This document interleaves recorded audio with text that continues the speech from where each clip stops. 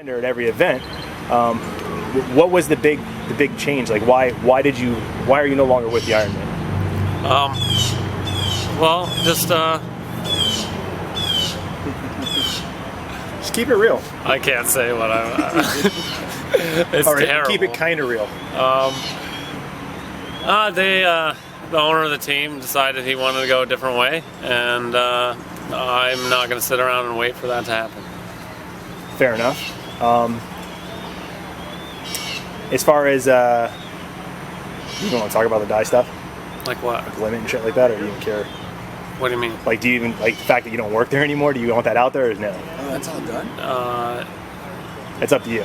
I'd rather let it sit for a while before. All right.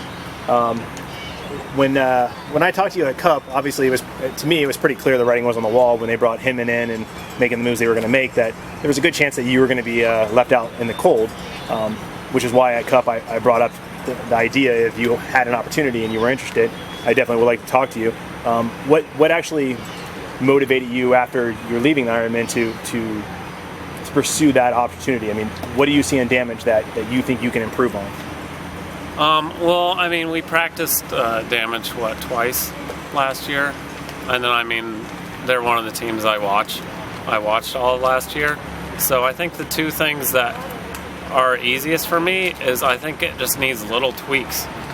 Just little stuff. Like, I talked to Holiday this morning about it, and he's like, I think we need to go up the middle more. And I totally agree. And it's all the people on the team are really experienced, minus Jake and Keith. So there's not a whole lot you need to teach. It's just little things. So basically, you're just going to be in there quarterbacking the plans and what's going on with who and what lines are out there. More of an outsider looking in type thing. That's some of it, but some of it's getting feedback from the players and adjusting to their style so it fits with who they're playing with and who you're playing against. It's just little things. Matty's brought up in a lot of his interviews from Paintball Access that he's not sure how you're going to react to us compared to the Ironmen, because the Ironmen were a new team basically last year. I think you had like 4 or 5 guys that actually had played pro before. The rest were all fairly new to even touching a pro field.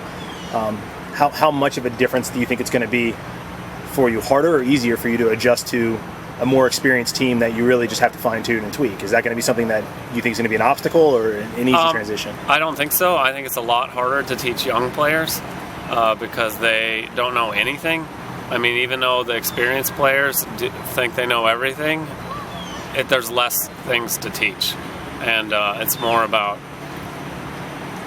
other things rather than teaching them how to hold a gun, how to, where to go, like what to say, like where they even go for the pit, like they didn't know anything, like they don't know how to test paint, like they don't know that, like I won't have to teach that, or I hope I don't. So late in the off season here, we're literally, this is our Damage's first practice on Sunday, and then our real first practice comes in 2 weeks. Vicious is coming down and playing us. Obviously, we just made the move for Rainey. You had a lot of experience with Rainey last year. How well do you think Rainey's going to fit into the Damage program? Well, I think he's the good thing about Damage is there's nobody that has tempers that I know of, and they're all reasonable, and you can discuss things with them like adults, which is really helpful, and not all teams have that. So I don't think it's going to be hard at all. I think Rainey's one of those kind of people. A lot of teams have whole new rosters this year. Some of the big ones, obviously, Ironman, Impact. Obviously, Damage's roster is new to an extent. We lost 2. We brought some guys back. X Factor, I picked up Scott Kemp, pretty much the same roster besides that.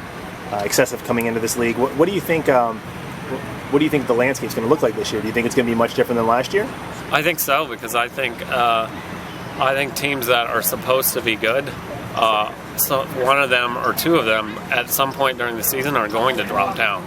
It just happens. Like it happened to Russians that one time when they lost all their prelim games.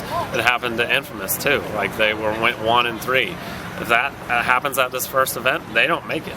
Whoever that is, those teams that are supposed to be good or whatever, you have to play good. It's totally different. Do you think your approach to the game is going to change with the Challenger Champions League, or do you think it's going to pretty much be the same as it always has been?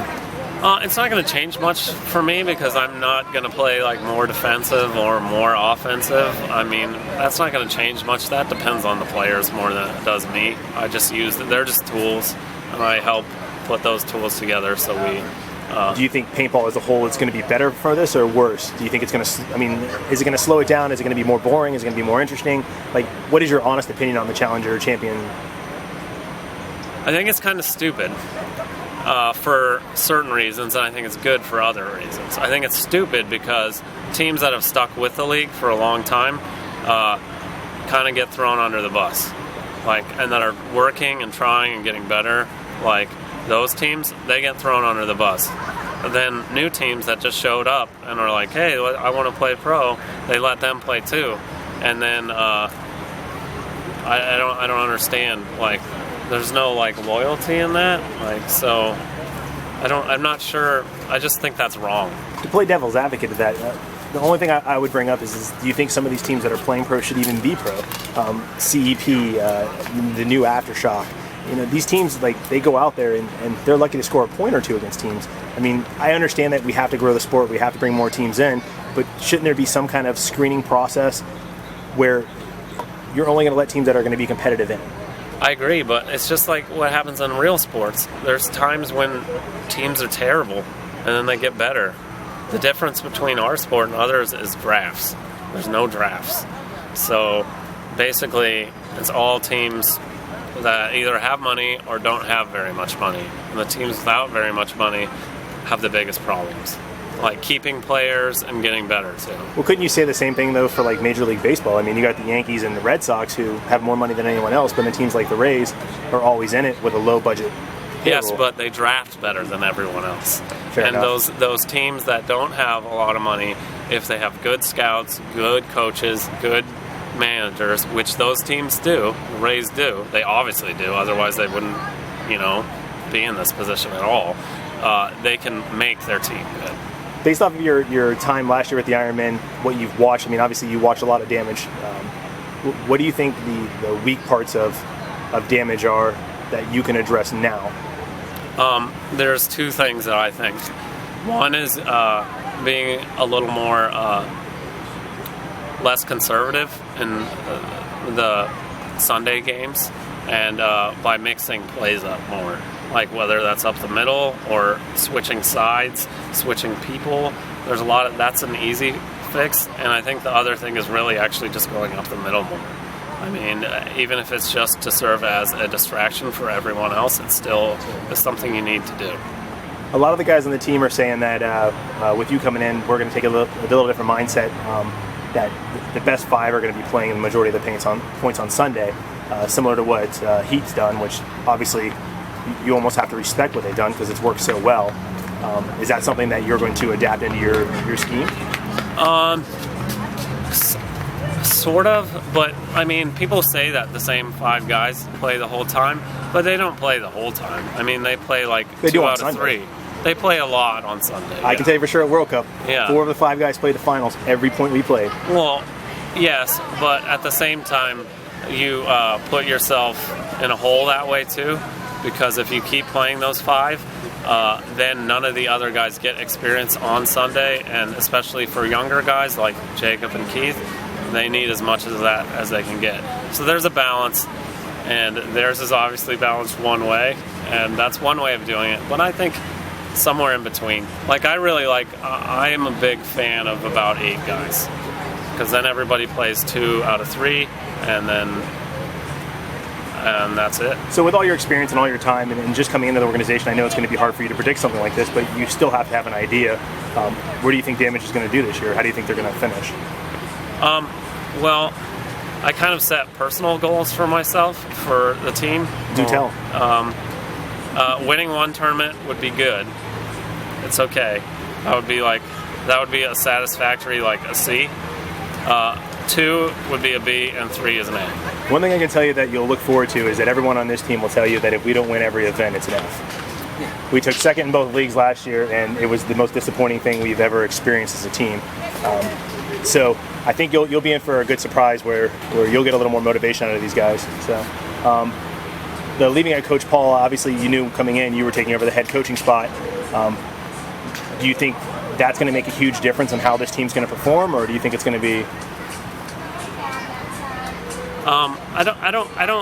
I didn't know exactly how he coached in the pit because I was never in there.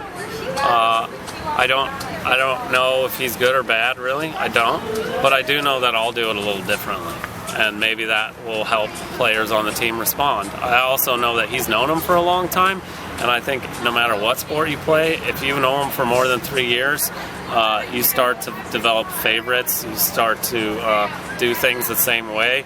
And then I think both the team and myself will be good for each other because I'll do things how I'll just play whoever's best. I don't care. Who do you consider to be the biggest competition for Damage this year? Well, obviously Heat would be the biggest one. I mean, they won 3, so they'd be the first one. Who else? The other teams that will be good, I think Infamous will be good again. And then the Russians, too. Do you think the Ironmen are going to have the year that everyone's hyping them up to have, or do you think that they're going to hit some bumps in the road? I think they're going to hit some bumps because they lost more than half the team. And I don't care if you replace it with new players that might be even better. There's just too much turnover for that. That just happens in every sport. If you lose in any other sport, if you lost half your starting roster and then started over, would you ever be predicted to do well? No.